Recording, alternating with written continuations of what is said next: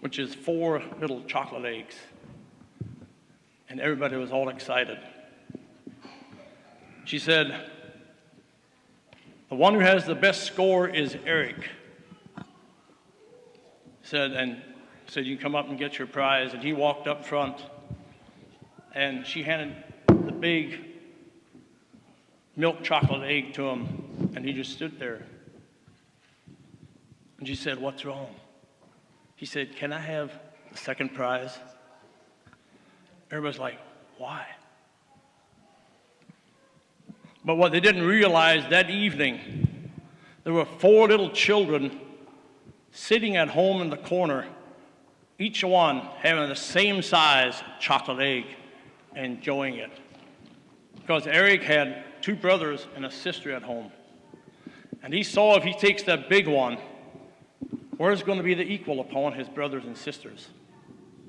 And that showed me a big example of the word storge or familial love.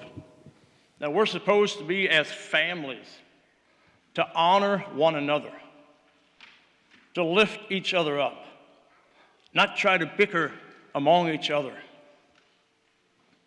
but to have that family bond that when someone hurts, we go and help them.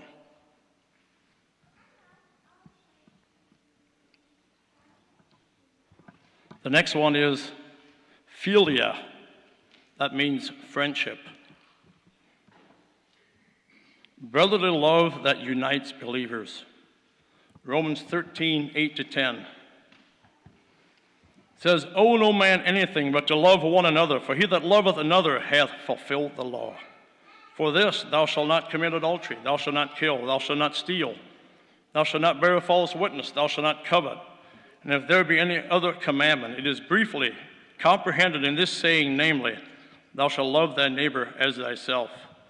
Love worketh no ill to his neighbor. Therefore, love is the fulfilling of the law. It says here that we should owe no man anything. I think it's talking about that we shouldn't be upset about anyone, but that we should show love, even though we like to get upset sometimes over a neighbor, over a friend, or whatever. But it's the love that wins. The story is of this missionary who was out on the mission field,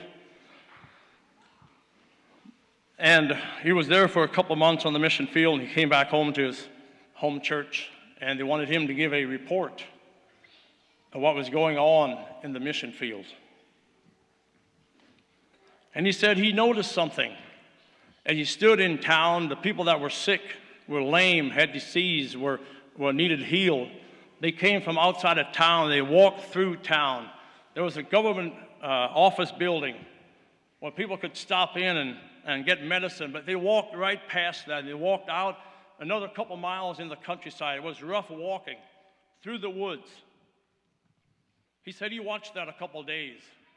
Then finally he stopped on, he said, why do you walk right past the government office building where you can get treated? And it's right here in town, but you walk a couple miles outside of town to get your medicine, to get treated. And the people said this: they might have the same medicine, but they got different hands. People can feel the love that is within us. People can feel the love in our hands.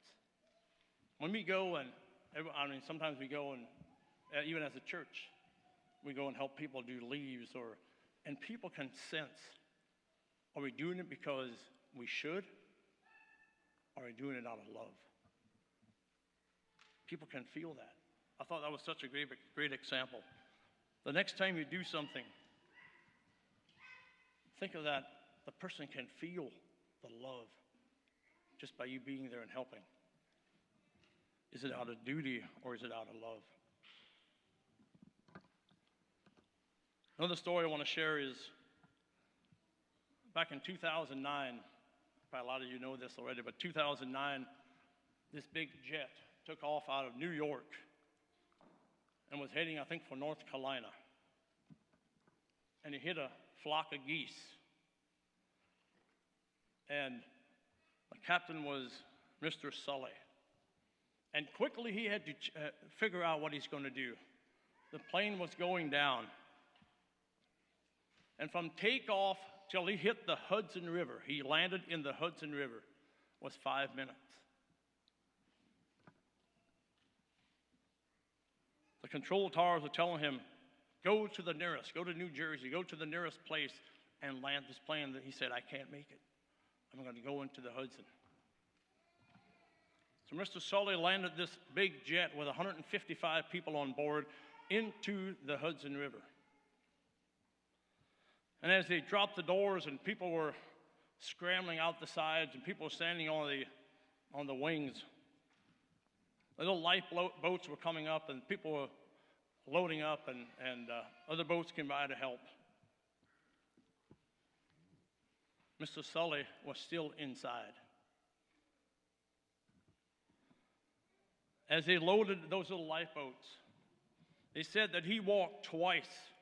He walked all the way back. This boat was sinking. Keep in mind, this boat was sinking. Or the jet was sinking. People were going out on the boat. And he walked all the way back and he entered the jet and looked through the seats to make sure there's no one there. He walked all the way to the front. Then they said he did it again, twice. While that jet was sinking, he wanted to make sure that everyone was safe. And once he had everyone accounted for, he stepped out and went to shore. I'd just like to pause here a little bit. Us as leaders in the home, how are we with our children? Do we risk everything? Do we check on them a couple times a day? Do we check on them through life?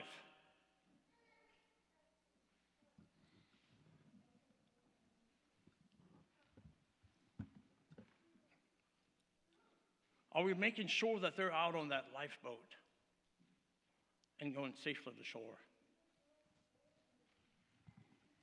It was just a good lesson to me to check over my life. Am I willing? Do I give up everything? Would I give up my life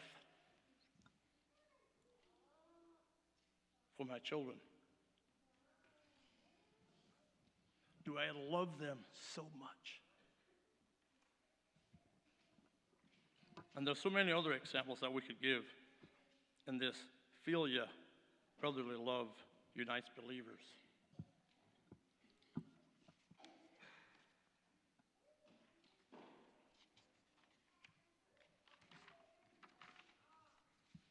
And the last one of the four is the agape love, which means selfless. God's love for humankind. Romans 5:8.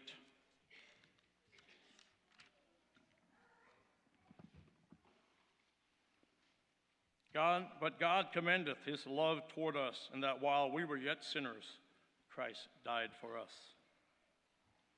You know, let's claim God's love upon our life. And let's let that love of God, the sacrifice that he made for mankind, let's let that love set us free. Don't let anything come between you and God. I like it we spell out the word love. L for living, O for hour, V for values, and E for everyday. Living our values every day.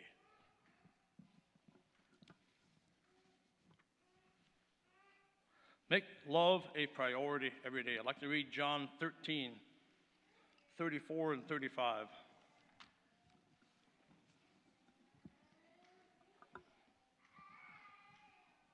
A new commandment I give unto you, that ye love one another as I have loved you, that ye also love one another. But this shall all men know that ye are my disciples, if ye have love one to another. I think these two verses are very powerful when it comes to talking about love.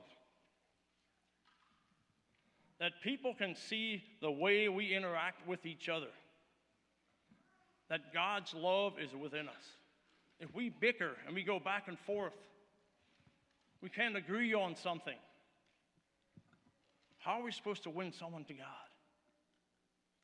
And I really like this last verse. That people watch us, that they can see God's love within us if we love one another.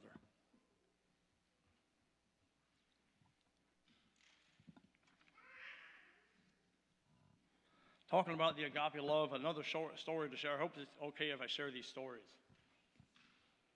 If I read a story, it really brings reality out to me. And I love to share stories. And Troy likes if I share stories with him.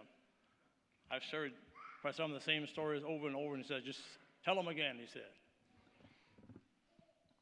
This story is of an Indian chief and the worm. Some of the people in this Indian chief's tribe had noticed that all at once this Indian chief got this glow on his face. He seemed to be more content and more happy. Some of the people asked him, what happened? He said, come with me. They went back in the woods and they got a big pile. He got a big pile of leaves. And he put a woolly worm in the middle of the leaves. And then he stuck fire to the bottom of it. He had this worm in the top of the pile, and this pile was burning. And he just stood back and didn't do anything. They just stood and watched. And the fire got higher and got hotter. It got closer to that worm. And just before it consumed the worm, he reached in and took it out. He said, that's what God did to me. He said, that is why I have that glow. It is the love of God within me now. That's why I have that glow within me. He said, he took me out of, even though all the things that I've done that were wrong, he said, because of God's love, he lifted me up out of the fire and he set me out. He forgave me and he set me free.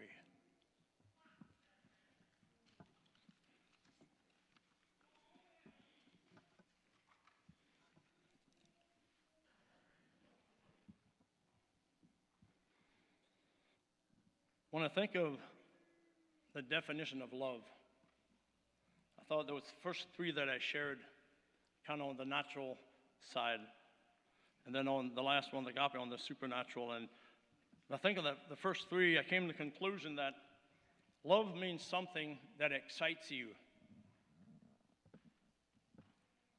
Now, we can like something, but it's not necessarily really exciting. But if we say something that we love something, we see a glow in someone's face. No, we can, I'm going to pick on James Klein this morning. We can talk a little bit about anything we want to. But if he starts talking about fruit trees, his face just lights up. He's got a love for fruit trees. It's something that excites him. And all of us have something in here. I mean, Jeremy, he talks about John Deere tractors. Love for John Deere, it lights him up. It's something that excites us. That is something that we love. We can talk about our children. We love our children. It excites us.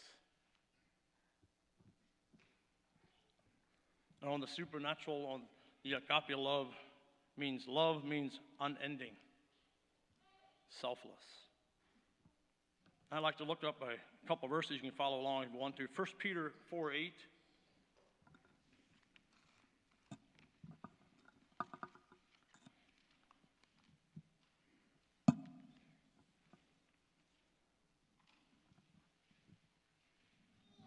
And above all things, have fervent charity or love among yourselves, for charity shall cover the multitude of sins. Matthew 22.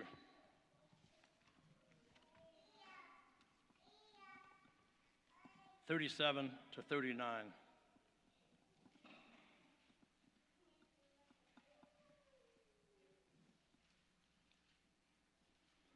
Jesus said unto him, Thou shalt love the Lord thy God with all your heart, and with all thy soul, and with all thy mind.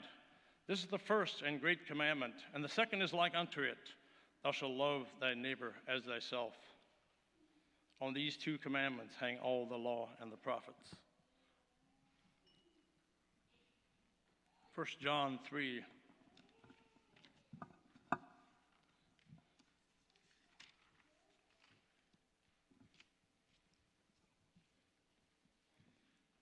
Verse 18.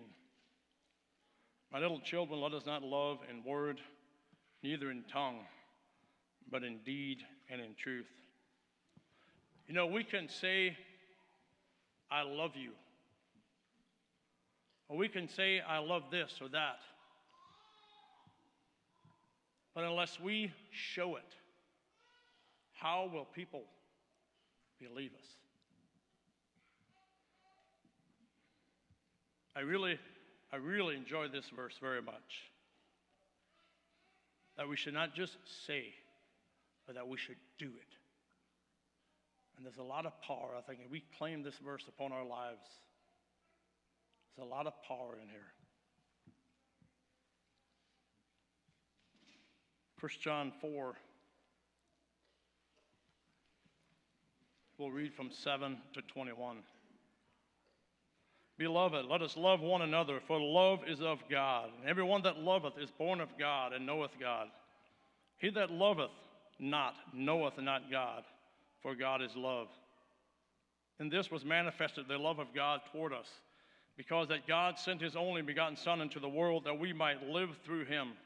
Herein is love, not that we loved God, but that he loved us, and sent his Son to be the propitiation for our sins.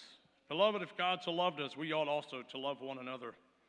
No man hath seen God at any time. If we love one another, God dwelleth in us, and his love is perfected in us. Hereby know we that we dwell in him, and he in us, because he hath given us of his Spirit. And we have seen and do testify that the Father sent the Son to be the Savior of the world. Whosoever shall confess that Jesus is the Son of God, God dwelleth in him, and he in God. And we have known and believed the love that God hath to us. God is love, and he that dwelleth in love dwelleth in God, and God in him. Herein is our love made perfect, that we may have boldness in the day of judgment. Because as he is, so are we in this world. There is no fear in love, but perfect love casteth out fear, because fear hath torment. He that feareth is not made perfect in love. We love him because he first loved us. If a man say, I love God, and hateth his brother, he is a liar. For he that loveth not his brother, whom he hath seen, how can he love God, whom he hath not seen? And this commandment have we from him, that he who loveth God love his brother also.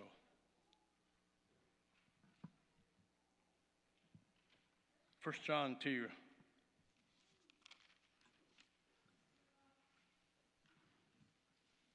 (15 to 17). Love not the world, neither the things that are in the world.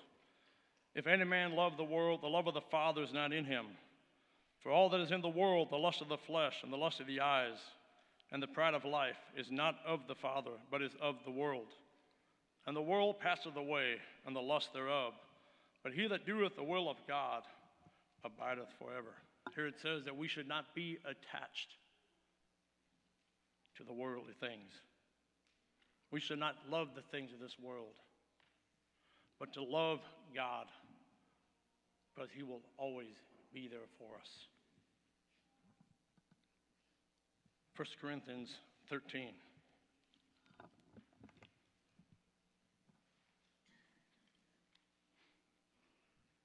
Though I speak with the tongues of men and angels and have not charity, I am become as sounding brass or a tingling cymbal. And though I have the gift of prophecy and understand all mysteries and all knowledge, and though I have all faith, so that I could remove mountains and have not charity, I am nothing. And though I bestow all my goods to feed the poor, and though I give my body to be burned and have not charity, it profited me nothing. When I was down in Florida, I read this verse, I think 4 mornings in a row. I sat down and I read this exact verse Because some of my brother-in-laws were helping a young man that's around our neighborhood. They were helping him.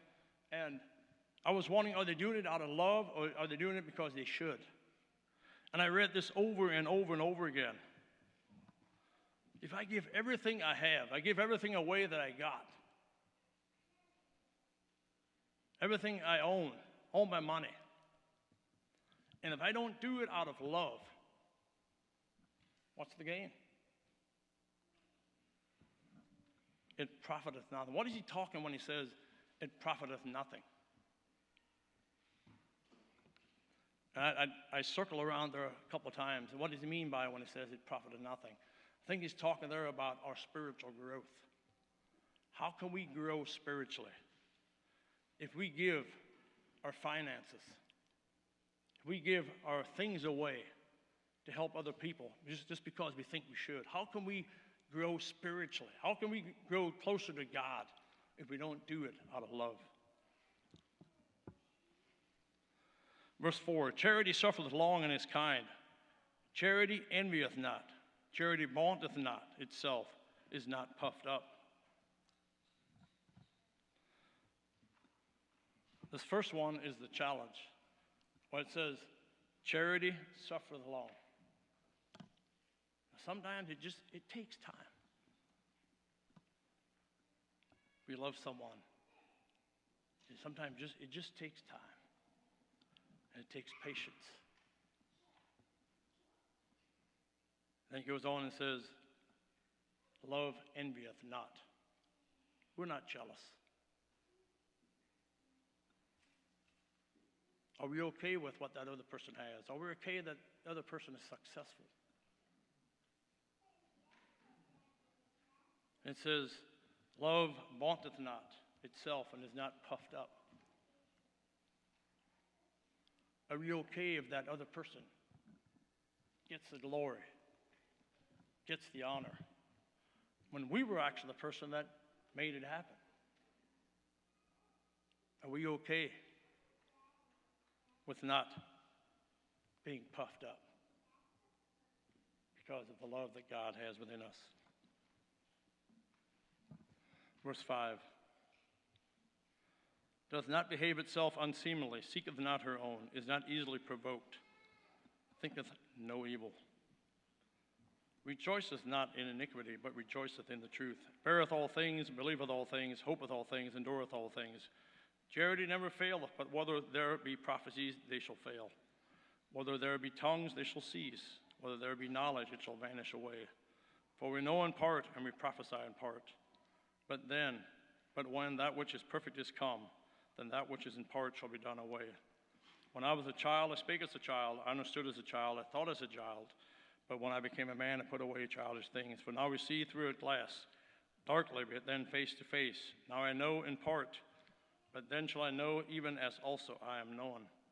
And now abideth faith, hope, charity, these three. But the greatest of these is charity or love. I'd like to go up there in verse 5 again, where it says, love is not easily provoked.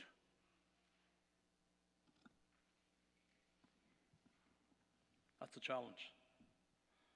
But are we so rooted in God's love that when the test comes, can we just hold back just for a little bit more? Can we hold that temper if something happens on the road? Can we just hold that back just for a little bit?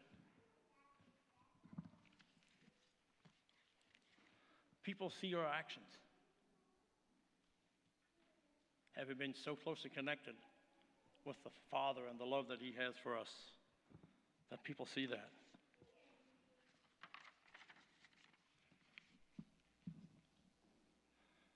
I'd like to read John 21, 15 and 17.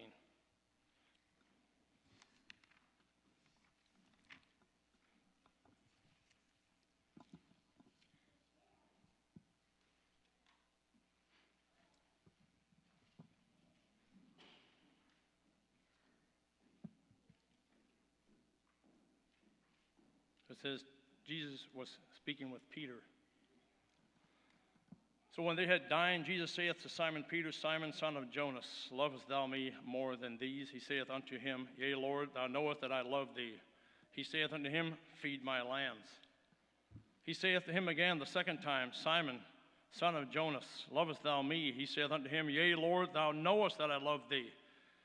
He saith unto him, Feed my sheep. He saith unto him the third time, Simon, son of Jonas, lovest thou me? Peter was grieved because he said unto him the third time, Lovest thou me? And he said unto him, Lord, thou knowest all things. Thou knowest that I love thee. Jesus saith unto him, Feed my sheep. Does Jesus come knocking at our door every once in a while and say, Do you love me? And we say, Yeah, we love you. But he's not convinced. He comes back again. Do we need to be awakened every once in a while by the knocking of Jesus on our heart's door and saying, Do you still love me?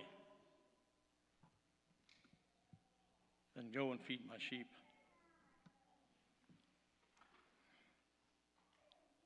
There would have been a lot more to cover yet, and time actually went kind of faster than I figured it would.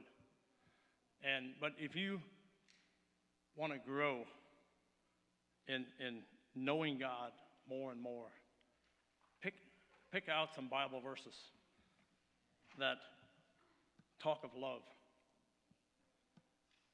Read them, meditate on them, pray over these Bible verses, and watch your love grow for others.